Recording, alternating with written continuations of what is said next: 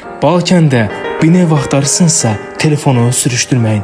Sizə maraqlı bir mənzil göstərəcəyim. Çəkilişə gələndə ən çox vaxtımı evin içində yox, balkonda keçirdim. Gəlin bunun səbəbini birlikdə görək. Hazırda Balkənin tam mərkəzindəyik. Park, bayraq meydanı, bazar, mağazalar, gündəlik lazım olan hər yer buradan bir neçə dəqiqəlik məsafədədir. Ev isə 12 mərtəbəli binanın 11-ci mərtəbəsində yerləşir. Açığı, mən bu günə qədər kifayət qədər mənzil çəkmişəm. Amma bu evə daxil olanda ilk hiss etdiyim elə genişlik oldu. Kağız üzərində 2 otaq yazılıb, amma içəridə o hissi yaşamırsan. Sanki daha geniş layihəli bir evdəsən. Məncə, bu evin üstünlüklərindən biri də elə yerləşdiyi binanın özüdür. Bir neçə il qabaq Balkəndə baş verən şiddətli zəlzələlər zamanı bu bina heç bir xəsarət almamışdı. Bundan əlavə, bina çox sərgəli saxlanılır və sakinlər üçün isə təhlükəsiz yaşayış mühiti yaradılır.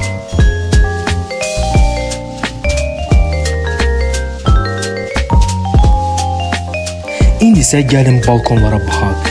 Həm yataq otağından, həm də mətbəxdən ayrıca balkon var və məncə bu evin ən gözəl tərəfi də elə budur.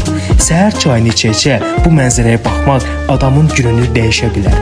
Ev tam təmirlidir, kombi sistemi quraşdırılıb, qaz, su, işıq daimidir.